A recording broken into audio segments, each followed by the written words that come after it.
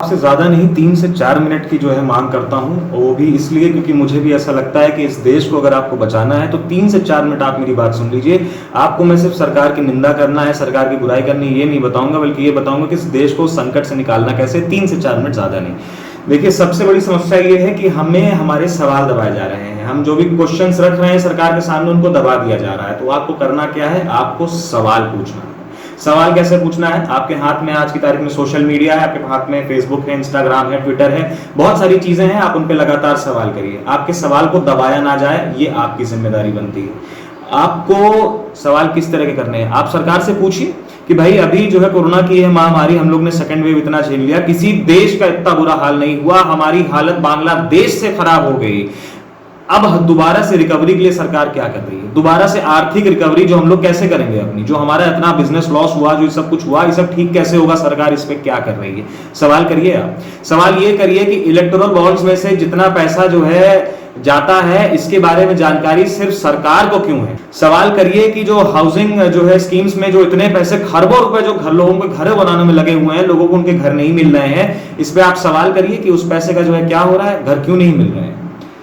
हमारे जैसा एक आम आदमी, आपके जैसा, मेरे जैसा एक आम आदमी को समझ में नहीं आता है कि कोई 20,000 करोड़ रुपए का आखिर क्या करेगा। हो सकता है कि कोई आपसे बोले, मुझसे बोले, तो आप और मैं भी मना कर दें, बोल दें अरे हमारा जीवन ही 50 साल, 55 साल, 60 साल का है, 70 साल चलो जी लेंगे, हम क्या करेंगे इतने पैसे का। तो जब हम किसी और के बारे में सुनते हैं तो हमारे समझ में नहीं आता कि आखिर वो भी क्या करेगा इस पैसे का। जरूर कोई बहुत बड़ा अलग सा घोटाला है। देखिए, ऐसा है, हमारे जैसा आम आदमी ये सब चीजें समझ नहीं पाता। क्यों? क्योंकि हमें अमर होने का शौक नहीं है, क्योंकि हम पहले ही जोड़ लेते हैं अपने जीवन के, हमारा 70 साल का जीवन है, हम क्या करेंगे ये नहीं जोड़ते। जो सुप्रीम लीडर्स हैं ये अपना जीवन का वक्त नहीं जोड़ते, इनको अमर होना है, तभी ये 75 साल की, 70 साल की उम्र में भी दोबारा इलेक्शन लड़ने के लिए खड़े हो जाते हैं। इन्हें अमर होना है। ये चाहते हैं कि इनका नाम 500 साल बाद भी लिया जाए। ये वो पावर है, ये वो लालच है जो आपके और मेरे जैसे आम आदमी के समझ में नहीं आती। बहुत बड़ा एक सवाल सबके मन में आता है, मोदी नहीं तो फिर कौन? इसका जवाब कहां से लेकर के आएंगे आप?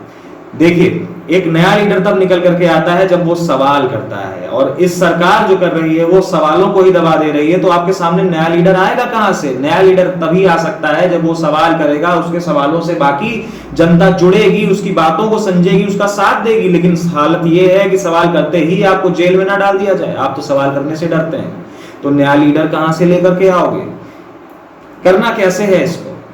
देखिए, आपको ये जो बड़े बड़े मीडिया हाउसेस है ना, जो आप रात में जो है खाते वक्त जो है लगातार 9 बजे डिबेट देख रहे हैं, और दुनिया भर की जो न्यूज आप जो टीवी पे देख रहे हैं ना, थोड़ा सा इसको कम करिए। क्यों? क्योंकि ये सारी न्यूज एजेंसीज जितनी भी होती हैं, इनको चलने के लिए चाहिए होता है धन आते हैं इनके पॉलिटिकल पार्टी से। और इसमें कोई शक नहीं है कि आज की तारीख में कोई भी अगर पॉलिटिकल पार्टी कहीं लीड करती है तो उसमें जो रोल प्ले करता है वो न्यूज ही तो है।